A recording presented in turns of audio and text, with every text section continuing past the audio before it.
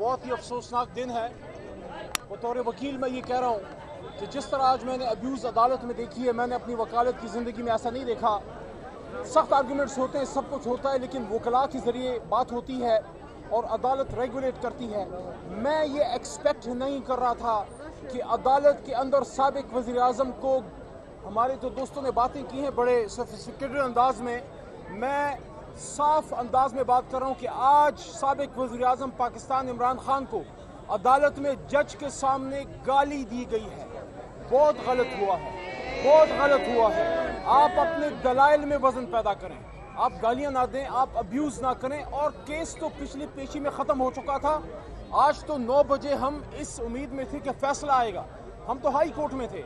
आज high court में मोहतरम चीफ जस्टिस साहब के सामने हमने दरख्वास्त दी कि साइफर केस जो कल लगना था और यौम तकबीर की वजह से छुट्टी दी गई। 24 साल बाद इनको छुट्टी याद आई, अच्छी बात है, यौम तकबीर हम सबका है। लेकिन ये भी सोचिए कि जिसने बम बनाया अब्दुल कदीर खान, उसका नाम तक कल ऑफिशियल डॉक्यूमेंटेशन में, कल किसी प्रेस रिलीज में, वज़ीर-ए-आज़म शहबाज शरीफ की ट्वीट में कहीं डॉक्टर कदीर का नाम नहीं था। हम उस वजह से आज गए कि यौम तकबीर की वजह से कल हियरिंग नहीं हो सकी, तो हमें अर्ली डेट में चीफ जस्टिस साहब ने पीर का दिन दिया। ठीक है, पीर के दिन इंशाल्लाह केस हो जाएगा। यहाँ जब पहुँचे तो एक अजब तमाशा देखा, एक तुरफा तमाशा देखा कि अदालत फैसला सुनाने की बजाय दोबारा मानेका साहब को मोहलत दे रही है। 10 मिनट की मोहलत दी और वो घंटे तक तकरीबन बोलता रहा वो आदमी।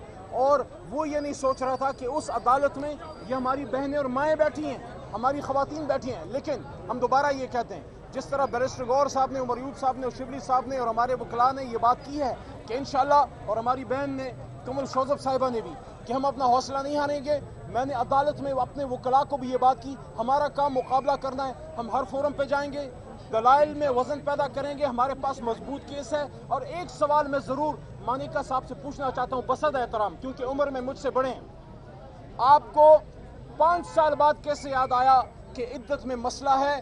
जब शादी हुई थी इमरान खान वज़ीर आज़म नहीं थे, आप किसी प्रेशर में नहीं थे।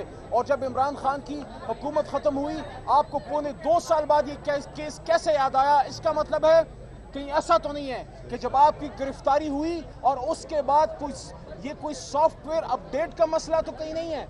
ऐसा तो नहीं है कि जेल में जाने के बाद की सॉफ्टवेयर की अपडेशन हुई है? क्योंकि अगर आपको तकलीफ थी, अगर आपको शिकायत थी, तो शादी के पहले महीने, दूसरे महीने, पहले साल, दूसरे साल, तीसरे साल, चौथे साल, 5वें साल, आखिर आपको इतने साल बाद ये कैसे याद आया? इसका मतलब है कि तमाम केसेस की तरह ये भी कंकॉक्टेड है, ये भी जेली है, ये भी साजिशी केस है, इमरान खान को अंदर रखने की कोशिश है। याद रखिए आप सब जो ये सब कर रहे हैं, उम्मत का लीडर बाहर निकलेगा, शान से निकलेगा और वापस वज़ीर-ए-आज़म पाकिस्तान में जाएगा इंशाल्लाह। वज़ीर-ए-आज़म पाकिस्तान अपने हाउस में जाएगा और वहां से कौम को लीड करेगा इंशाल्लाह।